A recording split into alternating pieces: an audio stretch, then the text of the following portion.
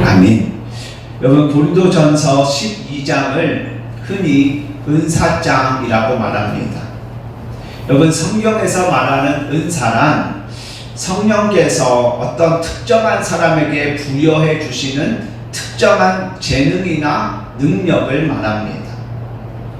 여러분, 제가 공부했던 풀러신학교의 교수님이자 세계적인 리더십의 대가인 로버트 클린턴 교수님은 하나님께서 그리스도인들에게 주시는 은사를 크게 세 가지로 분류하십니다. 첫 번째는 직관력, 통찰력, 친화력 같은 어머니의 뱃속에서부터 타고난 재능과 특별한 기질이고, 두 번째는 오랜 시간 훈련하고 연구한 것들을 통해서 가지게 된 특별한 스킬이나 전문성입니다. 그러니까 각종 운동선수나 각 분야의 전문가들이 이러한 부류에 속합니다. 그리고 마지막 세 번째는 각 사람에게 다양하게 베풀어 주시는 다양한 영적 은사들입니다. 여러분, 은사라는 말과 비슷한 의미로 쓰이는 말이 바로 달란트입니다. 여러분, 달란트는 재능이라는 의미인데, 이 은사와 달란트의 관계를 조금 정리하면 은사라는 큰 범주 안에 이 달란트가 포함되어 있는 것입니다. 여러분, 오늘 우리가 살펴볼 인물은 요셉입니다. 여러분, 사람들이 흔히 요셉을 가리켜 꿈의 사람이라고 부릅니다. 꿈의 사람. 여러분, 사람들이 요셉을 꿈의 사람이라고 부르는 이유는 그의 삶이 하나님께서 꾸게 하신 꿈대로 이루어졌기 때문입니다. 엄밀히 따지면 하나님께서 꿈을 꾸게 하셨고, 그리고 하나님께서 그 꿈을 이루신 것입니다. 여러분, 요셉은 꿈의 사람이지만 하나님께서 그에게 주신 은사, 달란트는 꿈을 꾸는 것이 아니었습니다.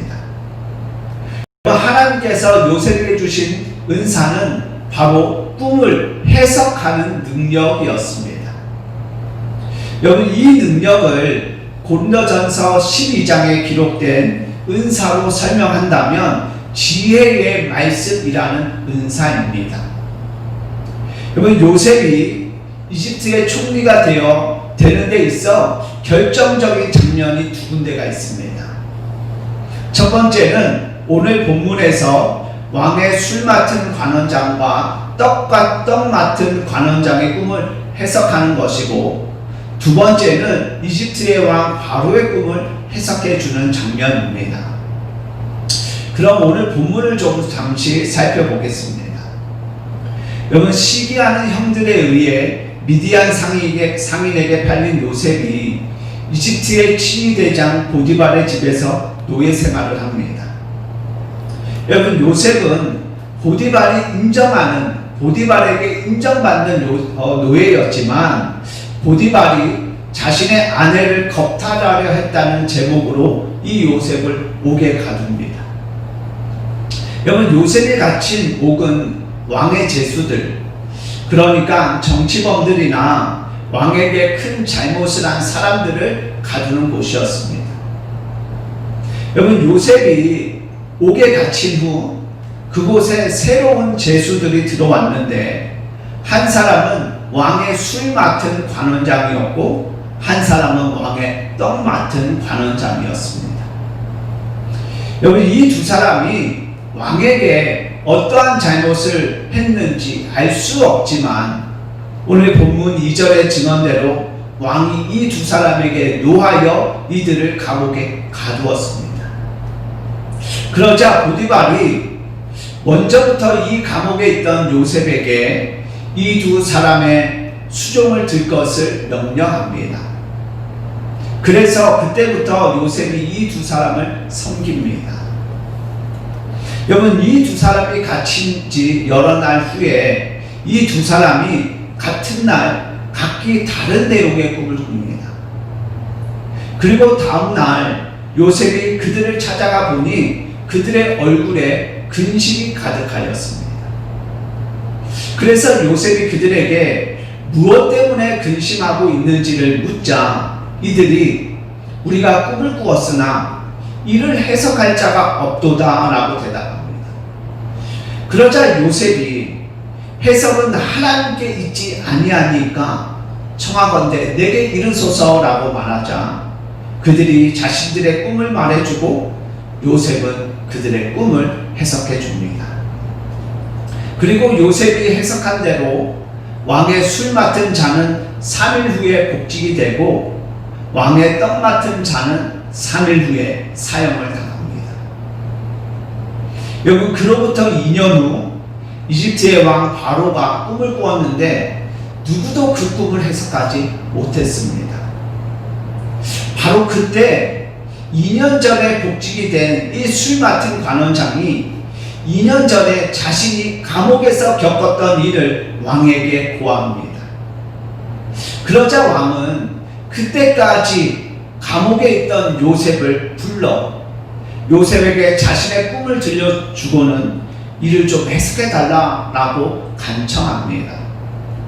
그래서 요셉은 바로 그 자리에서 바로의 꿈을 해석해 주자 왕이 그 요셉의 지혜에 탐복하여 요셉을 이집트의 총리로 세웁니다. 여러분, 요셉에게는 꿈을 해석하는 은사, 달란트가 있었습니다. 여러분, 이것은 요셉이 갈고 닦거나 또는 어디서 배워서 습득한 것이 아닙니다.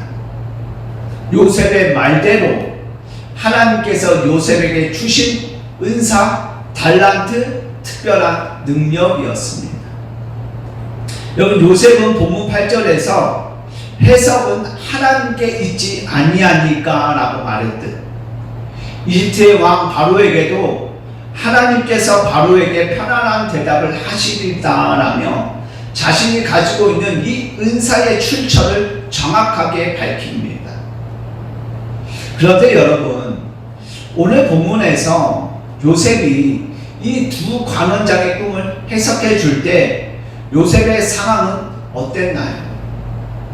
즐겁고 기쁘고 여유로운 상황이었나요? 그렇지 않습니다. 여러분, 지금 요셉은 왕의 죄수들만 가두는 감옥에 갇혀 있습니다.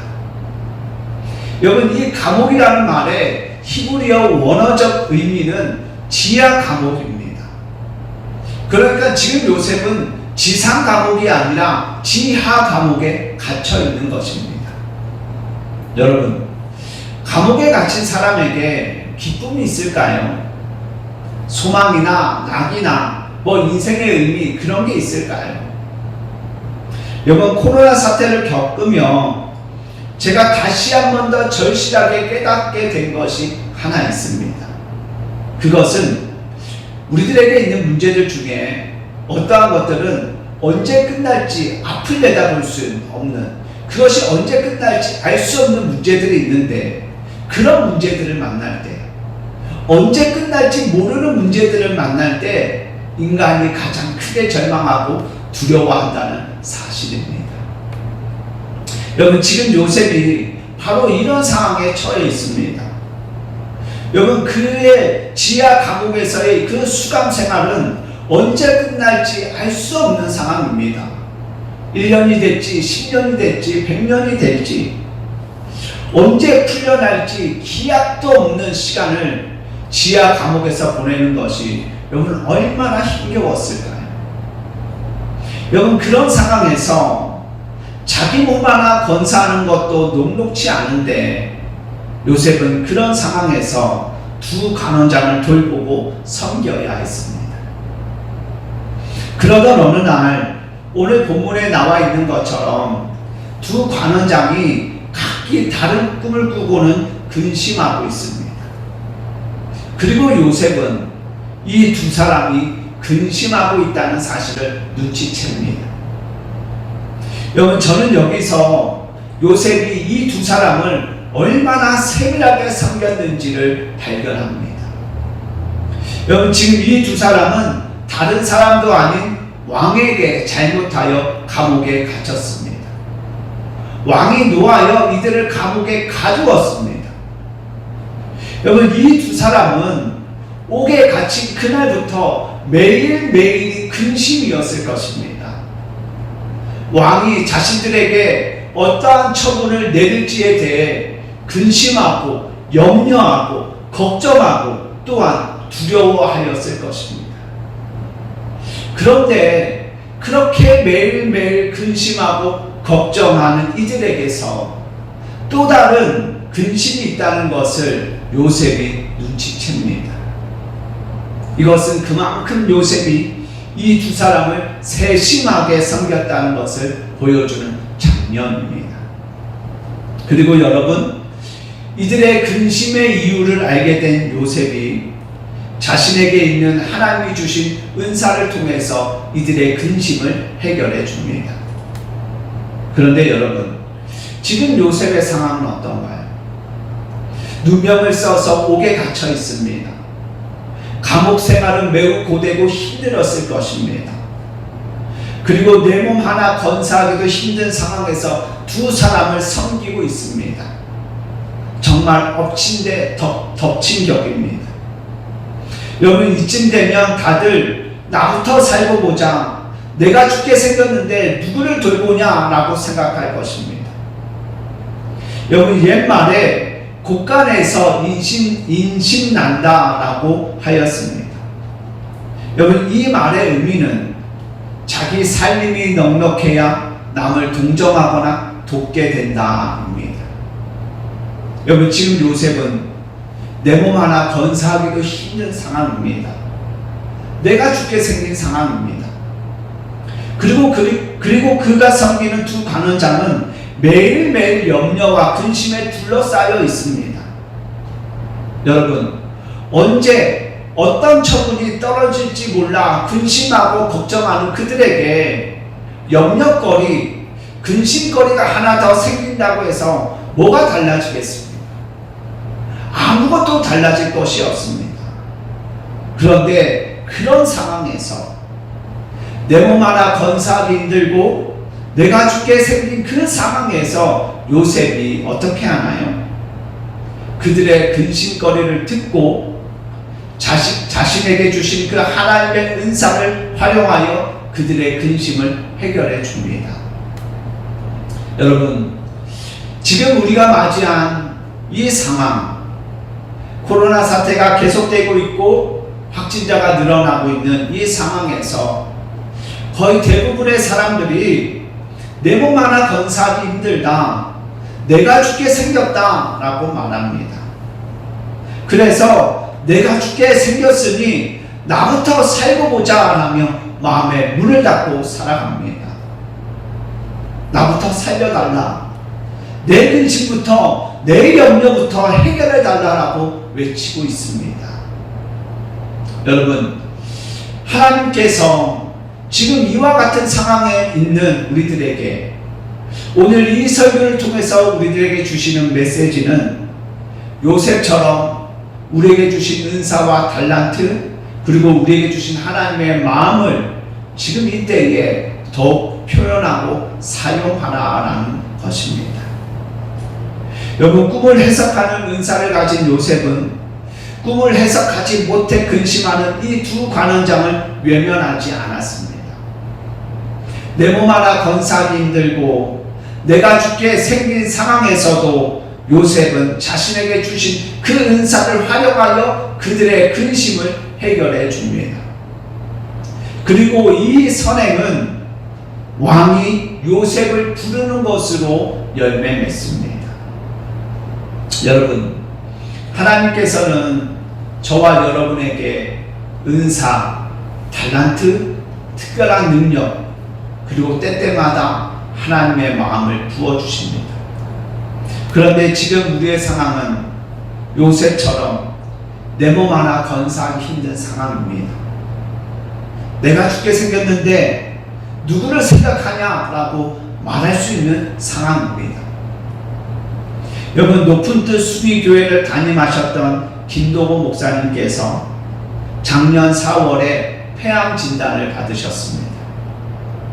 여러분, 목사님께서 수술을 받고 병실에 돌아오셨을 때 내 백성을 위로하라는 이사야서의 말씀이 들려오셨답니다. 그때 목사님은 내가 죽게 생겼는데 누굴 위로하냐? 내가 지금 힘들고 내가 어렵고 내가 죽게 생겼는데 누가 누구를 위로하냐라는 생각이 마음에 들어왔지만 이내 죽게 생겼으니 그 마음으로 위로하라는 주의 음성이 다시 들리셨답니다. 그래서 목사님은 그 말씀에 순종하여 그때부터 매일 새벽, 날마다 기막힌 새벽이라는 말씀 묵상 영상을 유튜브에 올리시고 내 백성을 위로하라는 CMP 집회를 열어 암 환자들과 그 가족들을 하나님의 이름으로 위로하고 계십니다. 그리고 많은 사람들이 목사님을 통해 위로를 얻고 용기를 얻는다고 고백합니다. 여러분, 내 몸 하나 건사하기 힘든데 내가 죽게 생겼는데 하나님께서는 계속해서 말씀을 주시고 내게 주신 은사나 달란트를 사용할 수 있는 상황을 보게 하시고 누군가를 향한 하나님의 마음을 부어주실 때가 있습니다. 여러분, 그럴 때 보면 하나님은 다른 사람에게는 참 유하시고 관대하신데 나에게는 참 야박하신 것 같습니다. 내 몸 하나 건사하기 힘들고 내가 죽게 생겼는데 하나님은 지금 그런 나에게 그 은사를, 그 달란트를 하나님이 주신 그 마음을 표현하라, 사용하라 라고 말씀하십니다. 왜냐하면 이 일을 통해, 이 시간을 통해 하나님께서 하실 일이 있으시기 때문입니다. 여러분, 앞서 말씀드렸듯 요셉이 그와 같은 상황에서 이 두 사람의 근심을 외면치 않고 하나님이 주신 은사를 통해 그들의 꿈을 해석해 준 것이 왕이 요셉을 부르는 계기가 되었듯 지금 이 상황에서 우리가 하나님께 순종하여 우리의 은사와 달란트로 누군가를 섬기고 돌보는 그것이, 하나님의 마음을 표현하는 그것이 하나님의 계획과 뜻이 우리에게도 이루어지는 놀라운 계기가 될 것입니다. 그러니 여러분, 지금 이때 여러분에게 주신 하나님의 그 귀한 은사를 사용하십시오. 여러분, 저도 제게 있는 은사, 달란트를 사용하겠습니다. 여러분, 저에게는 작정 기도의 은사, 작정 기도의 달란트가 있지 않습니까? 그래서 여러분들께 말씀드린 대로 우리가 다시 이곳에 모여 예배하는 그날까지 저는 여러분들의 이름을 부르며 여러분들을 위해서 하루 3시간씩 기도하겠습니다. 그리고 저처럼 중보 기도의 은사가 있으신 분들은 우리 서로를 위해 대신 또는 함께 기도해 주십시오. 그리고 누군가를 격려하고 위로하는 은사가 있으신 분은 지금 지치고 두려워하는 성도들을 하나님의 마음으로 위로하고 또한 붙들어 주십시오. 여러분, 국간에서 인신난다라는 말은 이 세상 법칙입니다. 하지만 우리는 이 세상의 법칙이 아니라 주가 쓰시겠다고 하실 때 주님께 내어드려 하나님의 뜻을 이루는 하나님의 사람으로 지금 이 시간을 살아가야겠습니다. 그리고 지금이 그때라면 우리는 주님 말씀에 순종하여 지금 사용해야 합니다. 여러분, 코로나 사태가 시작된 지 벌써 1년이 되었습니다. 사랑하는 여러분 모두 이 시간까지 오시느라 수고 많으셨습니다. 여러분, 언제 끝날지 알 수 없는 시간들이었지만 백신이 개발되고 영국에서도 백신 투여가 시작된 희망적인 상황을 보며 지금이 우리들에게 마지막 고비가 아닌가라는 생각을 합니다. 그렇기에 여러분, 확진자 수가 증가되고 그로 인해 사회적 거리가 2단계로 격상되어 심신이 지치고 경제적으로 힘든 상황이지만 우리에게 주신 그 은사와 달란트, 하나님의 마음을 지금 서로가 서로를 위해 사용하여 우리 주님의 손과 서로의 손을 맞잡고 이 마지막 고비를 함께 넘기기를 소망합니다. 여러분, 지금은 우리에게 주신 은사와 달란트, 하나님께서 주신 하나님의 그 마음을 묻어둘 때가 아니라 사용해야 할 때입니다. 그럴 때 하나님의 계획이 성취되는 줄 믿습니다. 여러분, 혹시 하나님이 주신 마음, 하나님이 주신 은사나 달란트를 묻어두시진 않으셨습니까? 내 몸 하나 건사하기 힘들다고 내가 죽게 생겼다며 그것들을 땅에 묻어두진 않으셨습니까? 여러분, 하나님의 역사하심과 하나님의 갚으심과 채우심을 바라보며 묻어둔 그것들을 다시 캐내시기를 꺼내시기 바랍니다. 그리고 나보다 더 죽게 생긴 그 사람, 그 일을 위해 여러분에게 주신 것들을 사용하시기 바랍니다.